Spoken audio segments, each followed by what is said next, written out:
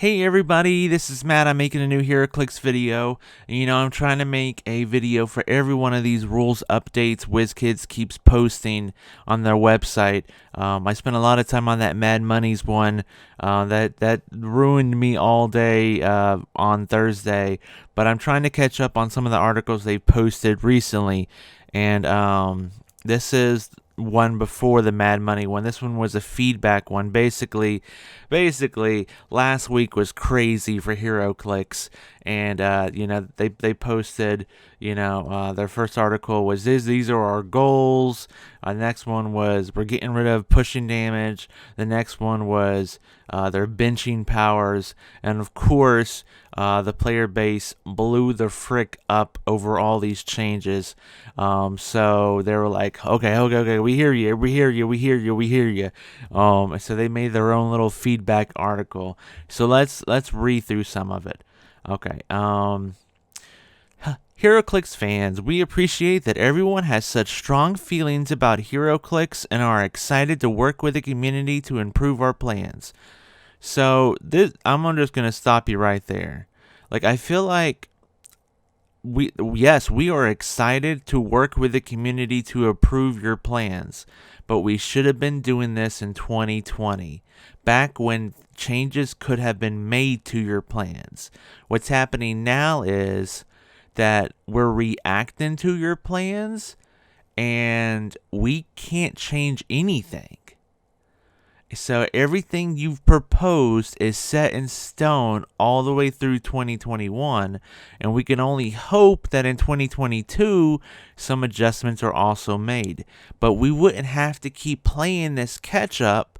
We wouldn't have to keep begging for adjustments or demanding adjustments if you would communicate your intent of changes before you finalize them. I don't understand why that is so hard to understand. Okay. Anyways, this week's rules articles have been some of the most discussed Heroclix topics in recent memory. Yep, I would say so, absolutely. Our intent was to begin our explanation of the rules changes with what we believe are the biggest changes coming to Heroclix. Well, yeah, definitely. Let's see.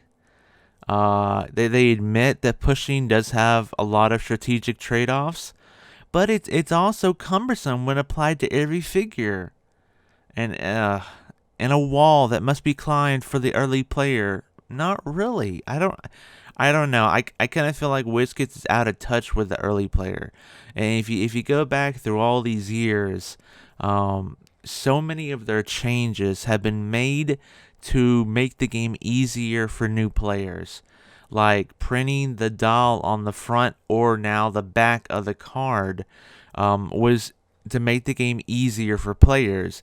But then it was later on, veteran players learned how to take advantage of the information too much. So now they're having to rein stuff in because veteran players are, can push past certain things or knock people past certain things, and you never even get to see a special power because it's abused in that way.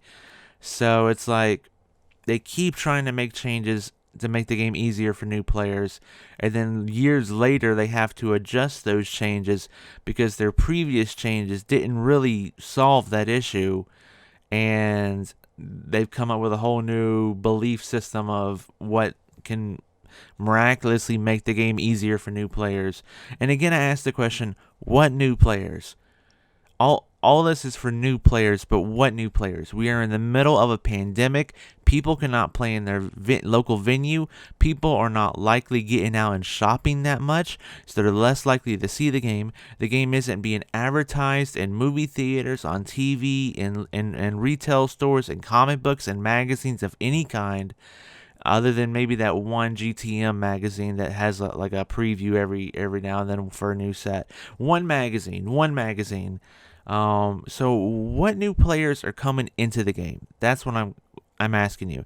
During a pandemic, when people can't get out to play the game, what new players are coming into the game that you're completely redesigning the whole game in order to suit? They say Part of the reason such a scenario is unlikely to be a learning moment for players is that such an opportunity is subtle. It's baked into the dial design and not spelled out in any way, other than in the rules and using powers like willpower, and that's kind of what someone's supposed to use to teach people. They say, okay, this is how the game plays. It'd be like saying like, well, chess doesn't really break down what the pieces can do unless you read the rules. It's like, well, yeah, I mean, of course. We hear you loud and clear that this is a huge benefit to experienced players. Given the amount of feedback we're receiving, and the fact that utilizing changes in the dial is intrinsic to Heroclix, in the future, we will absolutely ensure that we are designing figures in future sets that explicitly have self-damaging abilities to allow players to pivot through their abilities. Okay, so that's a very long sentence. Let's break it down. Given the amount of feedback we're receiving, which is a crap ton, and the fact that utilizing changes in the dial is intrinsic to Heroclix. Again, I go back to the very first. These are our goals. One of them is focusing Heroclix on the fun and strategic choices for veterans. So by removing pushing damage, you remove that. So they say, okay, we understand that. Yeah, it's a veteran choice. So we're absolutely gonna put it in future sets. That means you're not going to see it in 2021. I mean, I'm just telling you now, you're not going to see it in 2021 because everything in 2021 is already designed. And they explicitly have self-damaging abilities. So they're not going to change the pushing damage rule. They're not rolling back the pushing damage rule. What you're going to see is you're going to see one or two pieces in a set that have a beginning click, and they're going to have the option, like these pieces have later on, if character is on their starting click and given an action token, after resolutions, you may deal them one unavoidable damage. And that's what you're going to see on one or two pieces, and that's going to be their compromise. And that's all we're going to get, basically, for that. Frankly, this is how it should have been from the beginning. Subtle expert level play applied to a subset of figures rather than universally across all figures. Instead of rules that apply to all figures, what we're going to do is make just a few figures that the rules don't apply to. And that's going to make it easier for new players, because when they get those other figures, they're going to go, oh, but the rules don't apply to those figures. And instead of just having universal rules for all figures, that would be too hard to teach. We're going to start having to put in a subset of rules for different pieces because players are saying there's not enough strategic options. It's kind of backwards thinking, in my honest opinion. And they've added erratas to two figures that need it now, which is good. But there's other pieces that could use it too. There's absolutely other pieces that could use it. We may add other figures to the list above, so please be patient with us. Okay, whatever. Characters with Colossal Stamina have the same gameplay as Colossal Stamina from the 2017 core rules and pack. Don't try to go find the 2017 pack. It's not on their website. Don't even try to go look it up. But basically, the pieces made before now with Colossal Stamina are going to have the Colossal Stamina that was before now. And of course, they're having to errata that, and it's going to be on the forum. And when new players get some of these older pieces, they're not going to know what's happening because the rules changed and all this kind of stuff. That's fine, I guess. Whatever. Diving into the topic of bench powers. This was by far my number one hated change, was benching powers. And again, a misconception I think a lot of people are getting is they're thinking, oh, it's just going to affect the Wonder Woman set. It's just going to affect the Wonder Woman set. And I'm saying, no, it's not. This is something that can very easily affect every set going forward in 2021. So this is not just Wonder Woman set with hypersonic speed. This is every other set in 2021 without hypersonic speed. And probably the first or second set in 2022 without hypersonic speed. So think about having 3 to 5 sets without hypersonic speed, without super strength, without invincible, without shape change, without all these powers, it's bonkers. It's absolutely bonkers. So, we've been diligent to make sure that characters in upcoming sets, plural, continue to fill all the roles that a Heroclix team will need. And we also wanted to take the fan feedback into account. Well, we began by putting 14 powers. And I think they initially said it was like 48 powers total in the pack. So they put a little under a fifth, closely a fifth, right? 14, 28, 30, 42. I don't know. Anyways, around a third. They put around a third of the powers. 48, 14. Yeah, that makes sense. Okay. Yeah. A little around a third of the powers on the bench for a few sets. You hear that, people? A few sets. That's the rest of 2021, people. Moving forward, we're going to be putting fewer powers on the bench, probably around 6. We will be shifting which powers are benched. We're also going to treat the bench more as a guideline than a rule.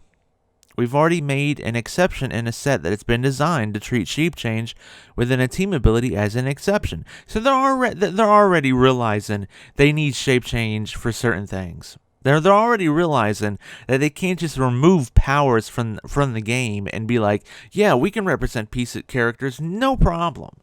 You know, they're already realizing that. But instead of like being like, okay, we hear you, people, that you don't like this change. We're realizing ourselves as designers this change isn't going to work. That we're going to scale it back instead of remove it. That is so dumb. Even with 6 powers, like outside of a few powers like Earthbound, Leap Climb, Toughness, probably. I mean, other than like a few random powers, if you remove any subset of powers, it's gonna drastically change how the pieces play. Like, imagine, 3 or 4 sets without sidestep. Holy cow!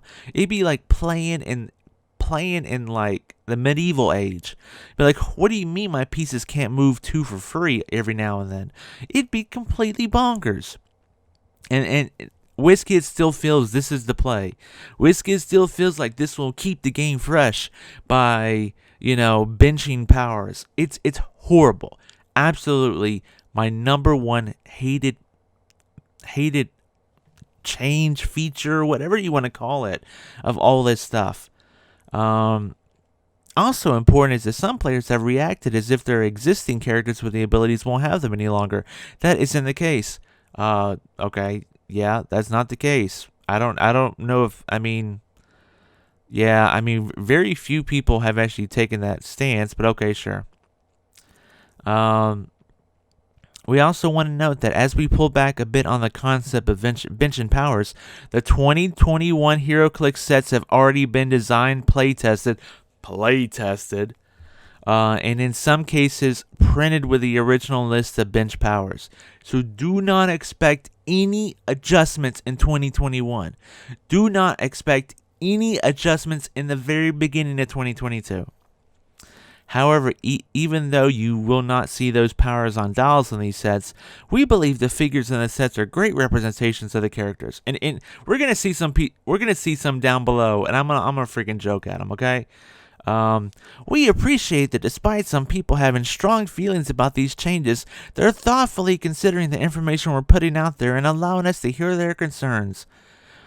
We are so lucky that our player base isn't completely scrapping the game completely and leaving in hordes, that we're going to try to listen to them, which we should have done the year before.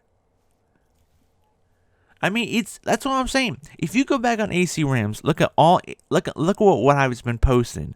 It was Wizkids is not communicating with us. Wizkids is not communicating with us. They're not talking to us. I don't care whoever tried to say, oh, Wizkids is communicating plenty. They posted plenty of articles on the internet. Whatever. This is a pure example of them going, we did not communicate beforehand. We made huge changes that a lot of people don't like, and we're having to backpedal on some of them, but these changes are at least set in stone for a year. And that's horrible. So let's look at these, what do they call them? Great representations of characters. Let's look at this Wonder Woman. Okay, when you think of Wonder Woman, I think of quick, agile. She has her wristbands. They're like ding, ding, ding, ding, ding, ding, ding. She's really strong. She can punch that tank and slow it down. All that kind of stuff. Let's look at this Wonder Woman. Okay, she's 50 points. So they're going for like a lesser Wonder Woman here. She has charge. She has no attack power. They're winning super strength. She has toughness. Okay, so this one is going to be a weaker Wonder Woman. I can understand her not having invincible. And she has close combat expert, which has been changed. If in a future video we'll talk about that. But no super strength. So I think what they're looking at is there's going to be equipment in the set that Wonder Woman and other Amazons can equip, I'm guessing, that are going to give them different powers. And one is Lasso of Truth, which is going to give her incapacitate, all this kind of stuff. I can understand this as a 50-point uncommon. This does not bother me in any way to see her without super strength. What's going to bother me is if we get like a 75 or 100 or 125 point iconic Wonder Woman. If we get an iconic Wonder Woman and she's supposed to represent everything about the character, and she doesn't have super strength, she doesn't have any clicks of invincible, she doesn't have a click or two of hypersonic speed at some point, that's going to make me mad. Okay, so I can get around with this. There's probably going to be multiple Wonder Womans in the set. This is just one take on her. Fine, whatever. Donna Troy, there we go. I'm so excited for new Teen Titan characters in the Wonder Woman set, okay? I'm so excited for new Teen Titan characters. I love the Teen Titans. Donna Troy, amazing. What does she bring? She brings charge and quake. Okay.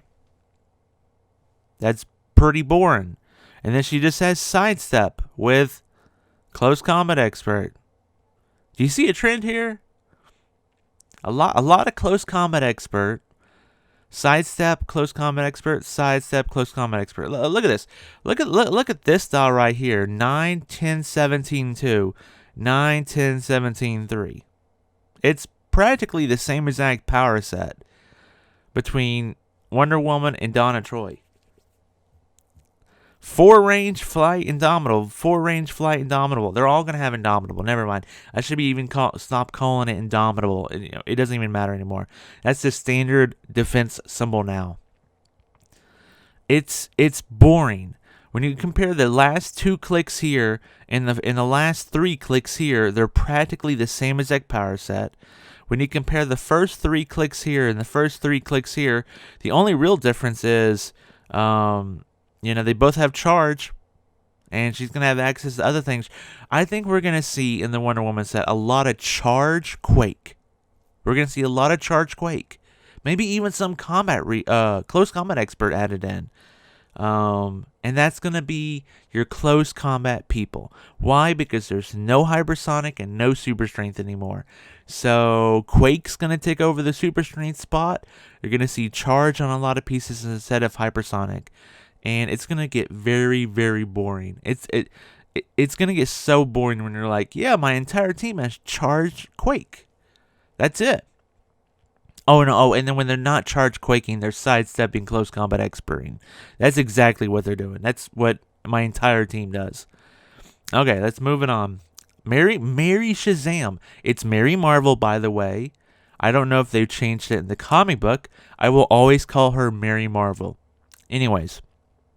This is a super rare. This piece should be so good. This piece should be amazing. It's a super rare. What does she have? She has charge, but do not have speed. So she has charge her entire dial. And then she has, once per turn when Mary Marvel hits an opposing character with a close attack, after resolution, she may use Quake as free. So she has charge Quake her entire dial. Just like this charge Quake. Just like this charge. But at least she has impervious, right? Impervious. Impervious, just like invulnerability, just like toughness. Just don't get around people with Psychic Blast. Yeah, just stay really far away from Psychic Blast. Wait, what do you mean? These people are close combat pieces? Oh. I mean, why leadership? I'm in charge here. Okay, if you say so. I don't know, dude. It's all 3 pieces have charge. 2 out of 3 pieces have charge Quake. 2 out of 3 pieces have sidestep, close combat expert. It's very boring. Between a Shazam character, Wonder Woman, and a Teen Titan Amazon, it's just like, it's the same exact dial, just adjusted in different ways. And honestly, I'm not impressed with Mary Marvel. You know, full movement charge. I think we're going to see a lot of that. Instead of hypersonic speed, full movement charge. Woo! But Quake, I mean, I could almost live with full movement charge. But then you can't pick up an object. I mean, you could pick up a light object, right? I guess you could pick up a light object and get like one damage with it. I guess. I don't know, dude. I still would like to be able to pick up the heavy and smack somebody for 6. That would be nice. And then if she got to do the Quake after that, I'd be like, that's cool. Hit somebody for 6 and then finish everybody off with 2. That would be cool, but I'm just not impressed with the Mary Marvel. So, yeah, that's what to expect from these great representations of characters. Honestly, I'm really disappointed in Donna Troy. If I really wanted to go further into it, I would go further into and look up past Donna Troy's and see what they did and stuff. But I'm not that concerned about it. They did add a Wonder Woman ally team ability, which is basically super senses, but you only get it on a 6. And if they can already use super senses, they increase their roll by +1. It's basically like the scroll team ability, but instead of shape change, it's super senses. So like when you get down to here, yeah, these pieces that have super senses, they're not going to get it on a 5 or a 6. They're going to get it on a 4, 5, or a 6, which is useful, which is nice. It gives them extra defensive abilities, but you know, it's not going to reduce any damage. So yeah, they're going to get melted at that point. If they don't roll super senses on a 50-50 at that point, they're going to get melted. Anyways, what do I think about their feedback article? I think a lot of it is backpedaling. I think a lot of it's like, okay, we hear you. Please don't leave the game. Please don't sell all your pieces. The game is not ending. Please do not leave the game. We're gonna try to rein stuff in, but nothing's gonna change, people. Nothing's gonna change in 2021. Do not expect things to change in 2021. So if it's February now, expect 10 more months of this crap, okay? Expect 10 more months, at least 10 more months, probably 12 to 14 more months of these changes. Don't expect any changes, people. Not now, not anytime soon. And that's what the feedback article is. But we're gonna bench less powers though. And we're gonna give pieces in the future more ways to hurt themselves. Why?